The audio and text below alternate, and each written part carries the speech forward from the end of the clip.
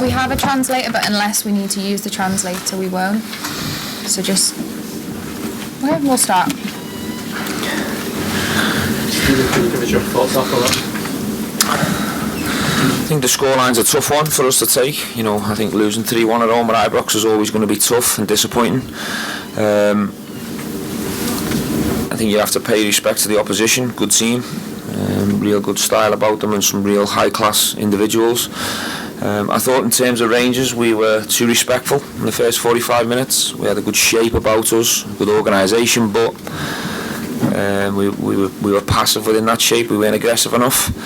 Second half got the reaction we wanted, and much more of what I was looking for in the first half. Much more front foot, aggressive, really forcing them into errors, and we got some success and joy from that. Created some decent opportunities, but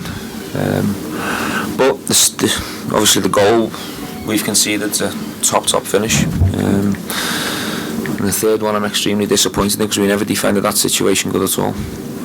Does that third goal feel like a bit of a killer, given the fact you've got yourself back into the game and the way you were playing at that point? It does. I've just said that to the players. Obviously the first goal, the penalty, we ask for VAR to get all the decisions right, and it probably is the right decision, but it's a tough one.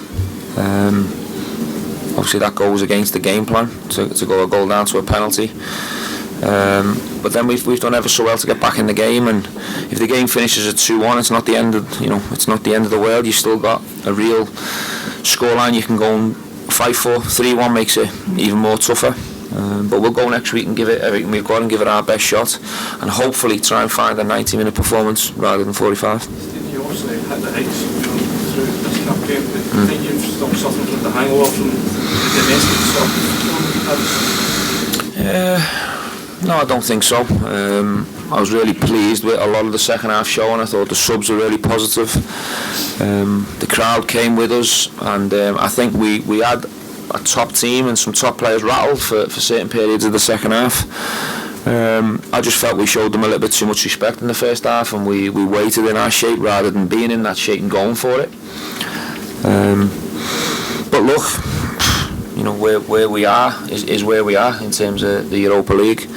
I can't criticise the players, the journey they've took on us so far, and at times tonight I thought we looked a right good match for Leverkusen, which is a positive, but at the end of the day it's a 3-1 defeat, so it doesn't feel like that right now. Stephen, where's your mind at in terms of the second leg? Do you anticipate that the second leg will be played, or have you been listening to a lot of the kind of noise that's going on around the competition and around football in general just now, just in light of the coronavirus crisis? I have been listening to a lot of noise today, and it seems as if a lot of people are making decisions as of now to cancel or alter the situation, whether it be behind closed doors. At the moment we're told the game's going to go ahead and be behind closed doors, so we'll do what we're told and we'll listen to UEFA and follow what we need to do. That's not great. I don't think any manager or any player wants to play a game or even watch a sporting event that's behind closed doors. I watched parts of the Manchester United game today and it just didn't feel right. But it is what it is. It's disappointing, but we do what we need to do. Thankfully at the weekend the game's going ahead, I'm told, with the crowd there, so first things first, we have to focus on a big game at the weekend. Peter said that the tournament, Peter Bosz, the Leverkusen coach yesterday, said that the tournament had been devalued and that it should be postponed. Do you have a sympathy with that point of view? I can understand his opinion on that, because I don't think anyone wants to see the remainder of both competitions played behind closed doors or teams deciding to pull out. But I'm not going to sit here after the 3-1 defeat while it's advantage to Leverkusen and say that the tournament should be cancelled. I don't think that's the right thing to say. Where we stand right now, it continues to go ahead behind closed doors, and we'll face that situation. Has any of this affected the players? This uncertainty? I'm not sure. I haven't had the opportunity to speak to them all individual. But if they're like me, I think you continue to go day by day and you continue to follow the news and listen to the instructions of the medical people. This is not an ideal or a normal situation for any of us in the room, never mind around the world. So I suppose we've all got our concerns at the moment.